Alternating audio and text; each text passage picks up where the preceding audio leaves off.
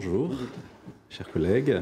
Je vais vous donner la parole sur le thème suivant, donc sur la difficile coopération des États africains avec la Cour pénale internationale. Alors vous allez peut-être nous confirmer un point qu'on lit souvent dans la presse généraliste. Moi je ne suis pas du tout spécialiste, donc évidemment vous pourrez nous éclairer. On lit souvent que la Cour pénale internationale, c'est une cour qui est extrêmement sévère avec les faibles et qui par contre est plutôt faible avec les forts. C'est ce qu'on lit souvent dans la presse généraliste. Est-ce que cela pourrait justifier le fait que certains États soient réservés à l'idée de coopérer avec la Cour? C'est un peu l'interrogation que je pourrais vous poser. Et nous sommes très intéressés à l'idée d'écouter vos éclairages sur cet aspect. Merci beaucoup. Alors, ma contribution porte sur la difficile coopération des États africains avec la Cour pénale internationale. Et je me limiterai évidemment dans cette présentation à la coopération judiciaire des États dans le cadre des enquêtes et poursuites menées par la juridiction pénale internationale. Plusieurs États africains ont ratifié le statut de la Cour pénale, lui ont déféré des situations nationales et ont coopéré à l'exercice de sa compétence sur le continent africain. La coopération entre les États africains et la Cour est devenue problématique à partir des premières mises en accusation de chefs d'État africains en exercice. Rappelons ici, tant que les suspects sont en fuite, il ne peut y avoir de procès puisque la Cour ne juge par défaut. Alors la question se pose particulièrement en ce qui concerne les chefs d'État en exercice. On sait que les États partis au statut de Rome sont tenus par une obligation générale de coopérer, mais en pratique, cette obligation est loin d'être respectée et l'affaire al-Bashir du Soudan résume à elle seule toutes les tensions et les blocages qui paralysent l'activité de la Cour. Rappelons rapidement cette affaire. Suite à la saisine de la Cour par le Conseil de sécurité de l'ONU, le procureur a ouvert une enquête sur la situation au Darfour, région du Soudan, État qui n'est pas parti au statut de la Cour.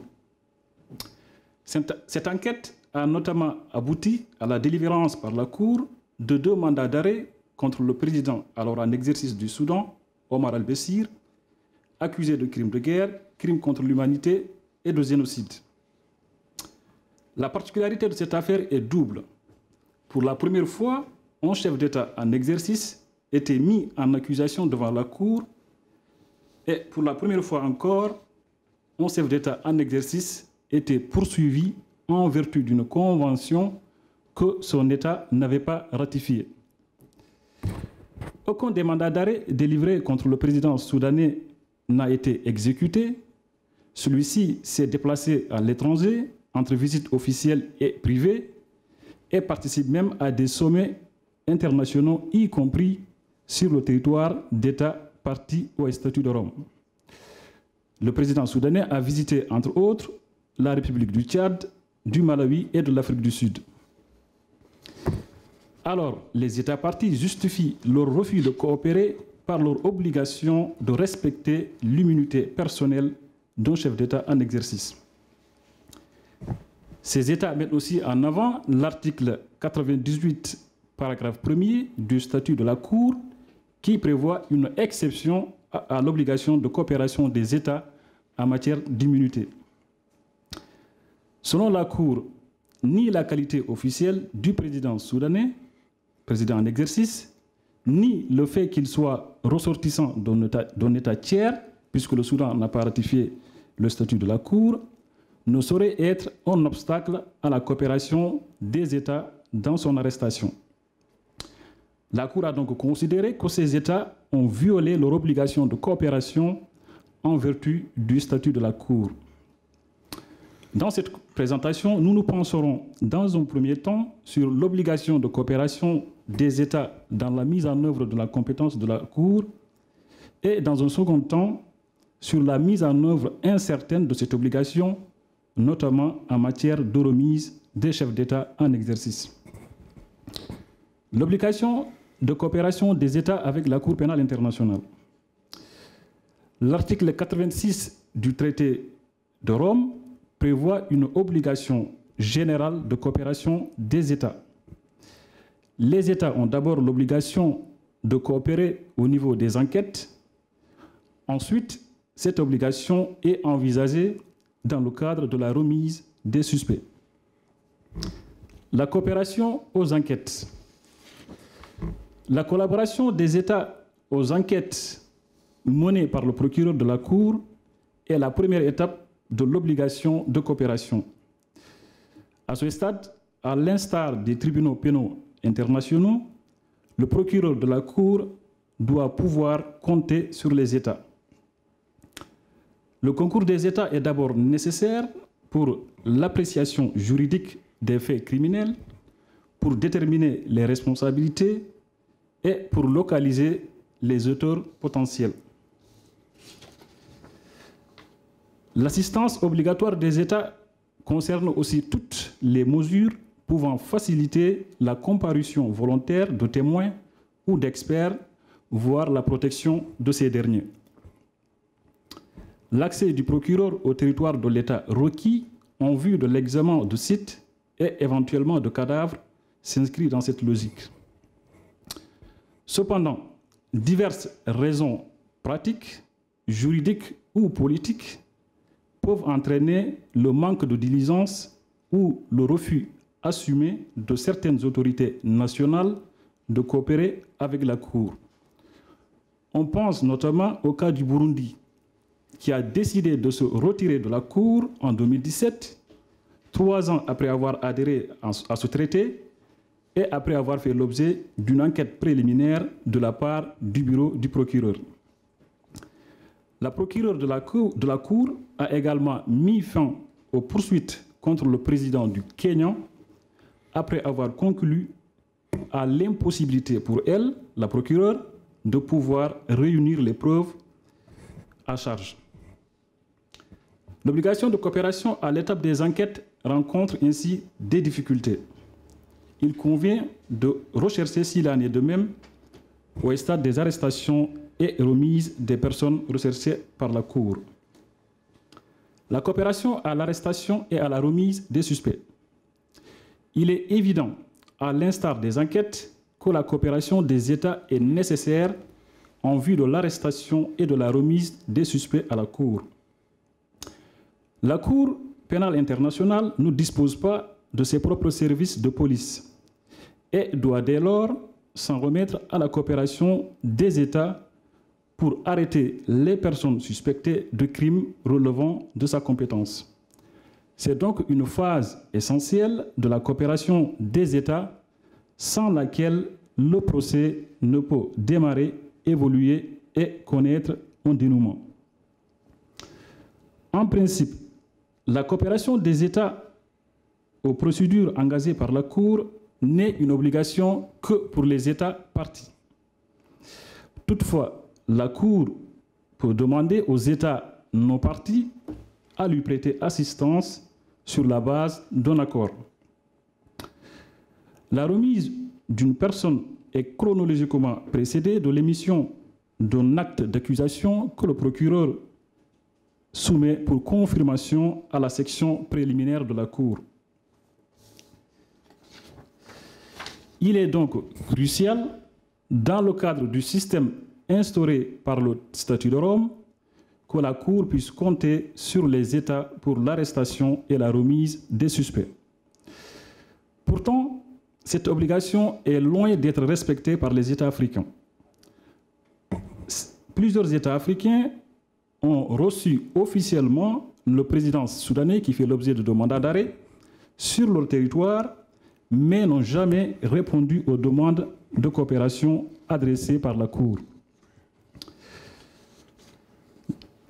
La mise en œuvre incertaine de l'obligation de coopération en matière de remise des chefs d'État en exercice. Alors, les États africains refusent de coopérer avec la Cour en invoquant, d'une part, le droit international coutumier qui confère une immunité aux chefs d'État en exercice, et d'autre part, l'article 98, paragraphe 1er, qui prévoit une exception à l'obligation de coopération des États. L'affirmation du principe d'immunité des chefs d'État en exercice. La réticence des États africains à coopérer avec la Cour dans le cadre de la remise tient à une question fondamentale du droit international, la question de l'immunité. C'est ainsi que tous les États qui ont été frappés par une décision de constatation de non-coopération avec la Cour ont fondé leur argumentation juridique sur l'impossibilité de traduire un chef d'État en exercice devant la Cour. Il n'y a eu aucune récrimination des Africains ou des États africains lorsque la justice internationale a été appliquée à d'anciens chefs d'État comme Charles Taylor au Libéria ou encore Laurent Gbagbo en Côte d'Ivoire. Donc, ces États considèrent que les chefs d'État en exercice bénéficient d'une immunité de juridiction et qu'ils sont dès lors soustraits à toute procédure déclenchée par la Cour pénale internationale. Il s'agit là d'une position de principe que l'Union africaine a défendue avec constance et, il faut bien le dire, avec une certaine cohérence.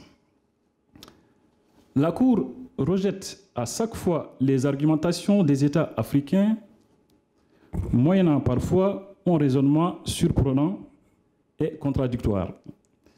Par exemple, la Cour a estimé dans ses décisions relatives à la non-coopération du Malawi et du Tchad qu'il existe une exception en droit international coutumier selon laquelle il n'y a pas d'immunité des chefs d'État lorsqu'une juridiction internationale comme la CPI demande leur arrestation pour crimes internationaux.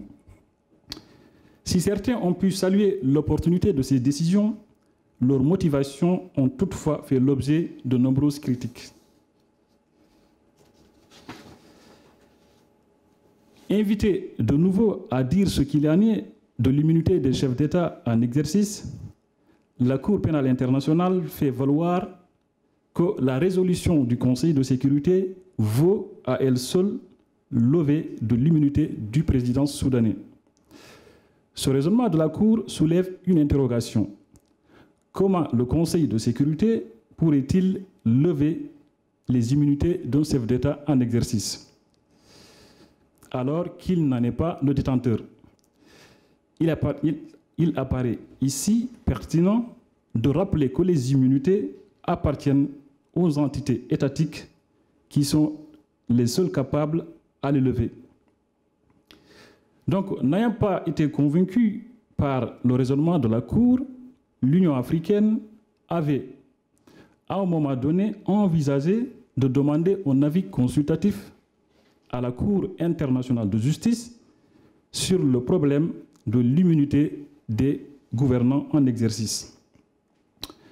L'autre volet de l'argumentation africaine va alors consister à invoquer le statut de la Cour contre lui-même, c'est-à-dire à puiser dans celui-ci des arguments en faveur de l'immunité. Il s'agira donc d'invoquer l'article 98 qui prévoit une exception à l'obligation de coopération des États. L'existence d'une exception à l'obligation de coopération des États. L'appel à la non-coopération des États membres de l'Union africaine a très clairement pris la forme d'une invitation à invoquer l'article 98, paragraphe 1er du statut, comme en témoignent plusieurs résolutions prises par l'Union africaine. Donc cet article 98 prévoit que la Cour pénale internationale ne peut poursuivre l'exécution d'une demande de remise ou d'assistance qui contraindrait l'État requis à agir de façon incompatible avec les obligations qui lui incombent en droit international en matière d'immunité. Donc, dans la mesure où cette disposition semble restaurer le principe d'immunité, cette disposition va être comprise et défendue comme une exception à la règle de la non-pertinence de l'immunité, énoncée dans une autre disposition du statut, c'est-à-dire l'article 27. Donc la stratégie africaine va consister à opposer les deux dispositions du statut et à considérer la première comme une restriction de la portée de la seconde. Selon l'Union africaine, si l'article 27 du traité de Rome lève explicitement les immunités des chefs d'État devant la Cour, l'article 98 les maintient tout aussi explicitement pour les chefs d'État non partis. L'autre volet de l'argumentation africaine concerne le principe de l'effet relatif des traités. Selon ce principe, les États ne sont liés que par des normes auxquelles ils ont consenti. Par conséquent, face aux ressortissants des États tiers, les immunités personnelles devraient normalement continuer à s'exercer. C'est un point majeur de l'argumentation africaine, sans doute le plus solide. Ici encore, la Cour pénale rejette ces argumentations.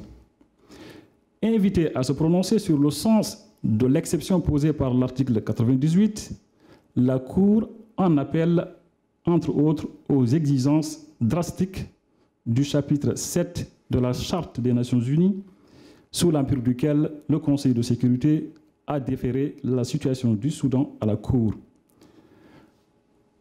La Cour inscrit son raisonnement et même sa légitimité sous le parrainage du Conseil de sécurité. Le judiciaire s'abrite derrière le politique.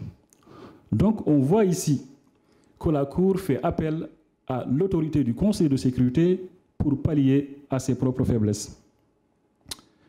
Le traitement des immunités des chefs d'État devant la Cour pénale internationale est caractérisé par une inconstance des raisonnements juridiques produits par les juges. Cette inconstance jurisprudentielle a fortement participé au discrédit de la Cour au regard de la sensibilité de la problématique. En conclusion, la coopération des États dans la remise des chefs d'État en exercice ne relève donc pas de l'évidence et demeure problématique. Encore une fois, l'affaire Al-Bashir du Soudan illustre au mieux ces difficultés. Confronté entre l'obligation de coopérer avec la Cour et le respect de l'immunité des chefs d'État en exercice, les États africains, en tout cas majoritairement, ont opté pour la non-coopération. Ces États se sont inspirés de la coutume internationale et des dispositions du traité de Rome pour justifier le refus de coopérer avec la Cour. Quelle que soit la pertinence des arguments avancés par les États africains, force est de constater que ceux-ci ont effectivement réussi à compliquer le travail de la Cour pénale internationale. Je vous remercie de votre attention.